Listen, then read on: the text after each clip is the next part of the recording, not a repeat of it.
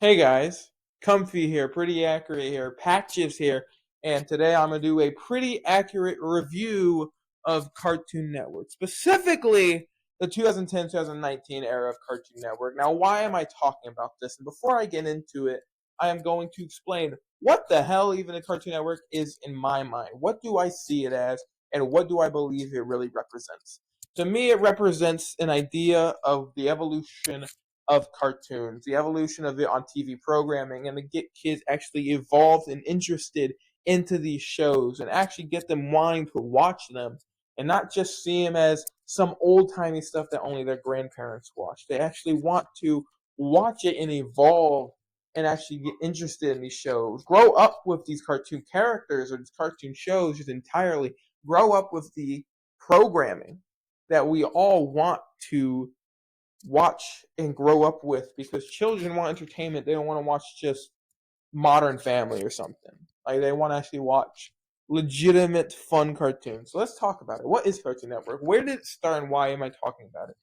Cartoon Network to me is the savior of TV cartoon programming. It started off in the early 90s, mid 90s, where it just showed Popeye, Looney Tunes, some of these Hanna-Barbera shows that kids could live off of slightly, but they weren't going to get interested in it completely. They were always going to want something more. They were always going to want something more creative, more vibrant, more colorful. And these weren't really hitting it. It hit the adult and old people program. It hit some of the millennial programming, but it did not hit the Gen Z programming.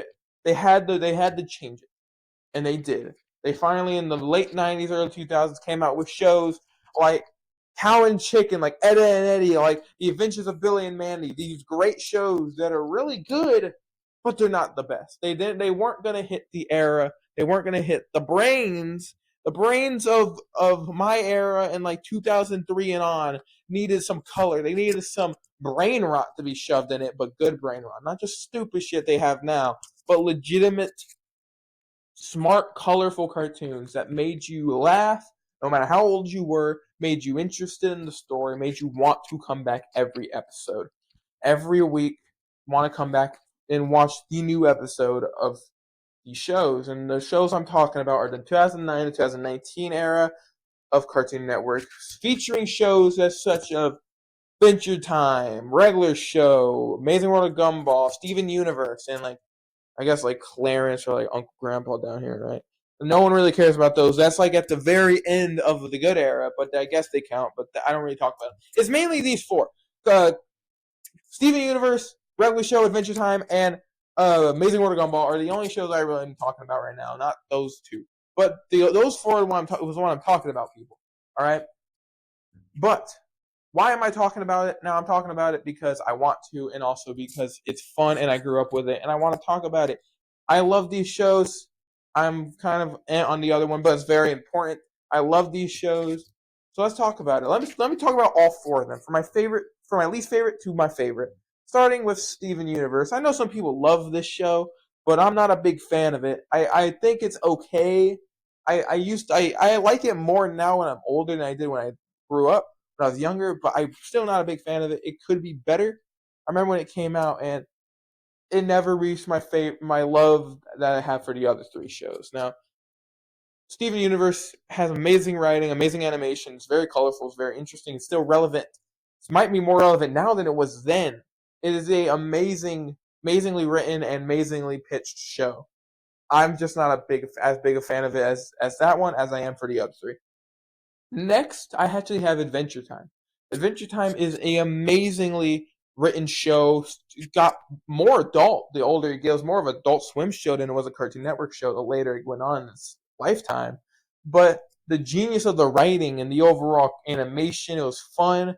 It was amazing story. The characters were awesomely written. They were they're all different from each other. You can tell the difference of these characters.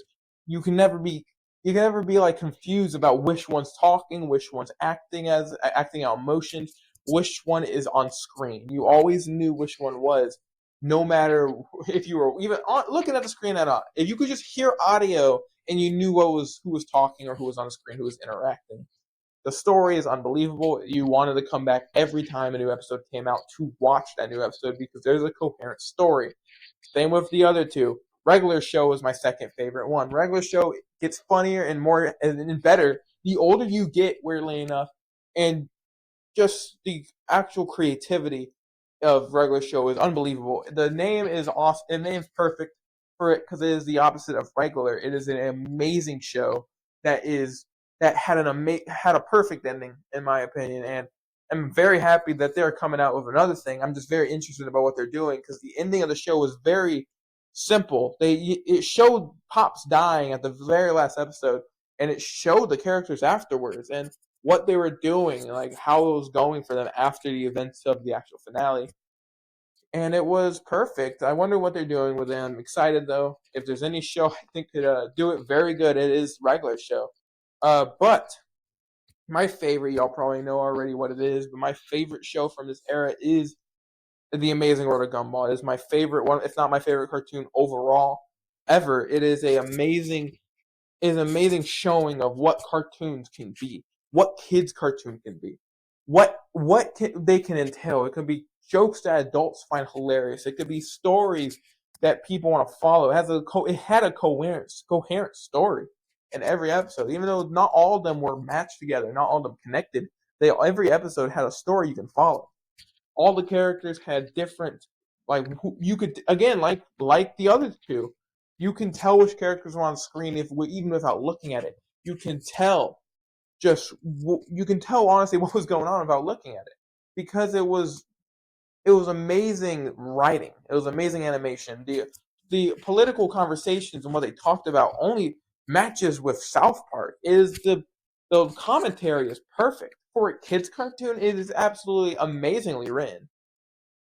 You have the animation is beautiful. You have different types of animation throughout the year shoved into just random episodes for 10 minutes, for like 10-second bits, and just jokes that they throw away. These animations probably took tens of like hours, like 20 hours or some shit to make these episodes because of how much is shoved in there, but it doesn't feel like too much. It is an amazing cartoon that is funnier the older you get, and it is a kids cartoon that is an amazing adult cartoon as well.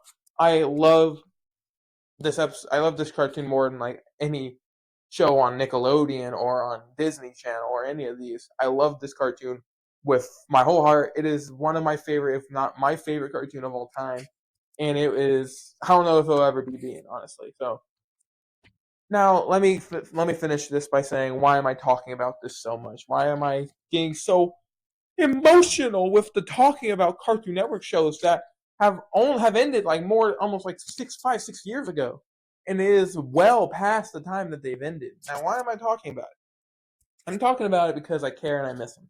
And the thing is, I am tired of Cartoon Network just being Adventure Time for 10 hours. Not Adventure Time.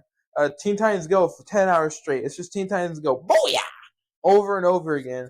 And I'm happy these shows, and it's timely because these shows are having new seasons coming out, or new episodes. It just stretched out of the actual story that it left all those years ago, and it's very timely to talk about it right now. So that is my pretty accurate review of the 2009 to 2019 era, 10-year era that started and ended perfectly.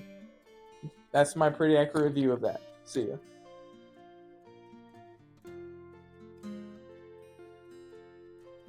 I live in a time machine, windows out.